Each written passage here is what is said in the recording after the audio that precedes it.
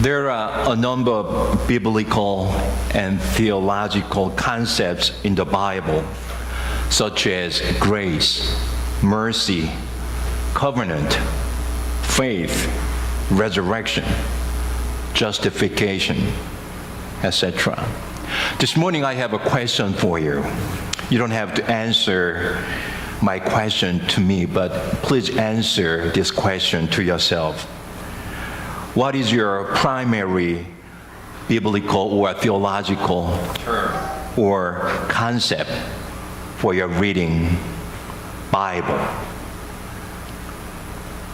Does it sound difficult? Then let me put it this way. What is your favorite term in the Bible? Please take a minute to think about it. Please answer it for yourself.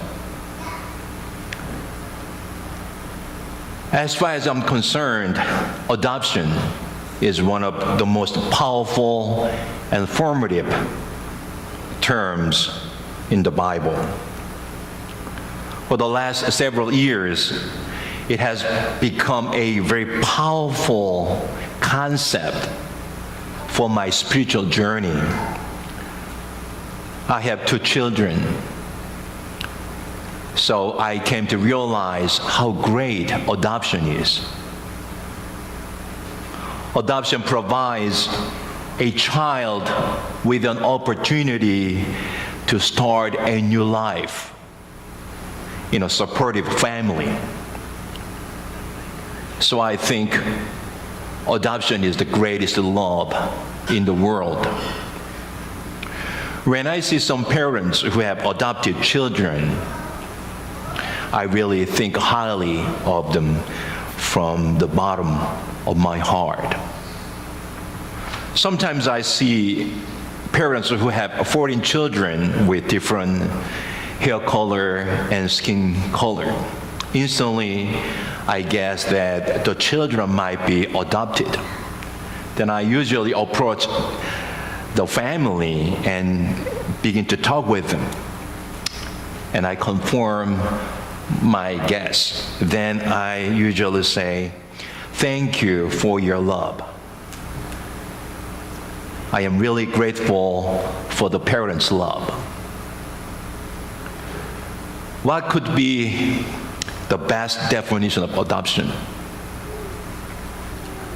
One day, a first grade teacher was discussing a picture of a family with her class. One of the children in the picture had a different hair color than did their family members. A little girl in the class said that maybe the boy had been adopted.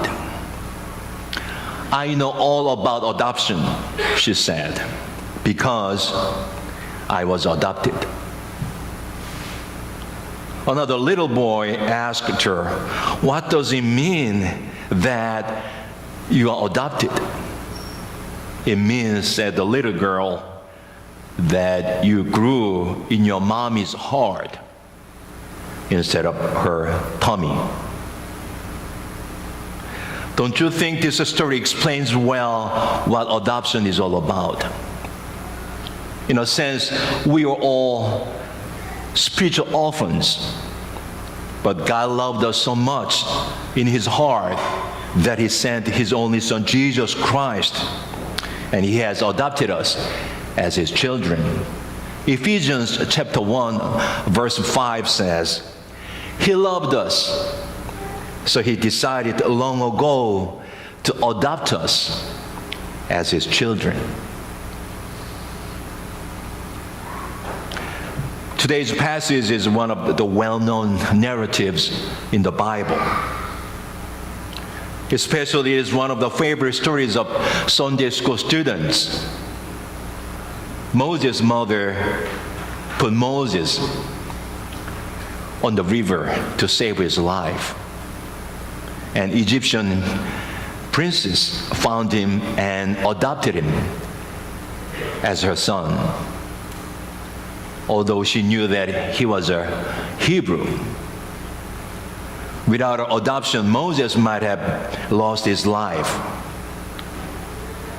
Moreover, the exodus of the Israelites could not have taken place later. Some psychologists assert that the most influential period of a person's life is the first 6 months after the baby is born. Because during this period, the infant established basic trust and relation to the world.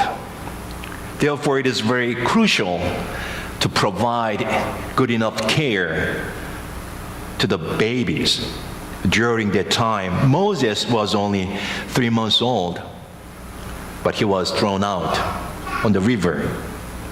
He might have been crying a lot in the basket. He might have felt abandonment, anxiety inside. Once I happened to hear the confession of an orphan. He lived in an orphanage when he was young. Every time people would visit the orphanage to adopt a child, he always would wash his hands and face. And he would dress up, hoping to be chosen by the people. Whenever they would pick up another child, he said he was so devastated and felt abandoned. Moses was floating on the river. There was nothing he could do. He was thrown away. How hopeless he was. We remember tens of thousands of Vietnamese people were thrown out on the water after Vietnam was occupied by the communist government in 1975. Can you see the picture there? They are called boat people.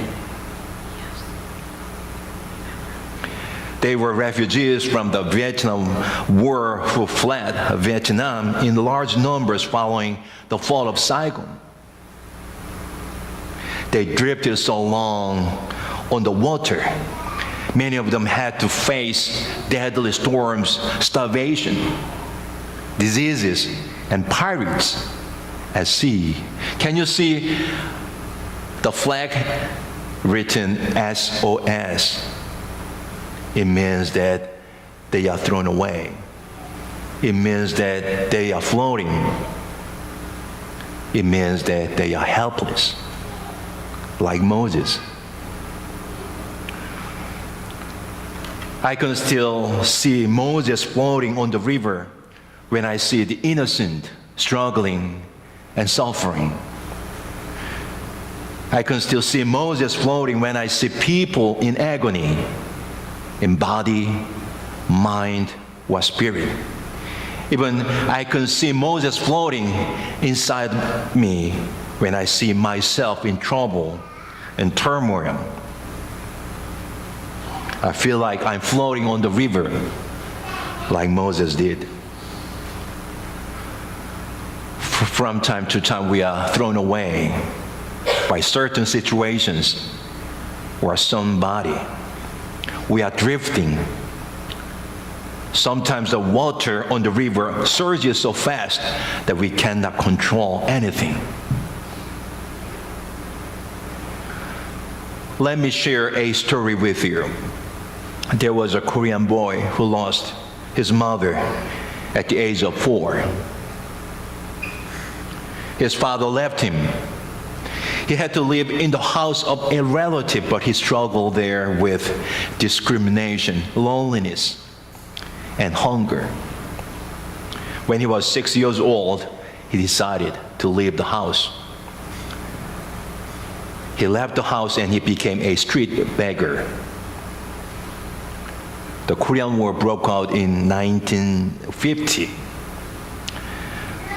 His life on the street was deteriorating. One day he met American soldiers on the street. They kindly took him to their military base. There he served as a houseboy, doing some errands for American soldiers there. In the meantime, he met Captain Ray Paul. The captain took care of him well. Recalling the moment in his autobiography, Paul Shin said, quote, "At the first time in my life, I felt that I was loved and recognized by somebody else," unquote. When he was 19 years old, the captain adopted the boy as his son, even though he had 3 biological sons. He took the boy to America. The captain's family loved him and supported him well. Finally, his abandonment anxiety was able to be overcome by the supportive family. The biggest problem he was faced with was that he didn't get any education at all. So he prayed to God for help. So he was able to finish elementary, middle, and high school courses by himself. And later, he was admitted into a college. He studied more in a graduate school. Finally, he got PhD and became a professor. Additionally, he ran for senator of the state of Washington and became a senator in 1999. Let us see his video clip. It's very short, it's just 44 seconds, but let us see his life just briefly. Meet Paul Shin, abandoned as a child to a life on the streets of Korea. He was adopted by an Army GI and brought to America. He worked his way through school, earning a PhD from the University of Washington. He served his country in the Army and with his wife Donna raised 2 children. State legislator, teacher, business leader. He created jobs and fought for better schools. An American success story, a Washington treasure. Paul Shin for State Senate. Paid for by Paul Shin for State Senate Committee, Democrat. 6.25 전쟁 고아에서 미국에 입양되어와 교육자 그리고 정치인으로 우뚝 선 폴신 의원은 미주 한인 이민 역사에서 자랑스러운 한국. In his autobiography, he mentioned that without the help and the adoption of the captain and his family, he would have remained a war orphan. So he really appreciated the captain and his family in his autobiography. He said he owes the debt of love to the family and American society. So he wants to pay back the debt of love to this society until he dies. So later he adopted 2 children by himself. It's a beautiful story, isn't it? He was thrown away and floating on the river. He was abandoned, but he was thrown out by the captain. As the Egyptian princess changed Moses' life, so did the captain change the boy's life as well. When I was thrown away and drifting on the river, a word of encouragement by someone draws me out of the water. An act of kindness by someone draws me out of the water. A prayer by someone draws me out of water. Don't you think this is the main reason why the church exists? When I'm struggling, you can help me out. When you struggle, I can help you out.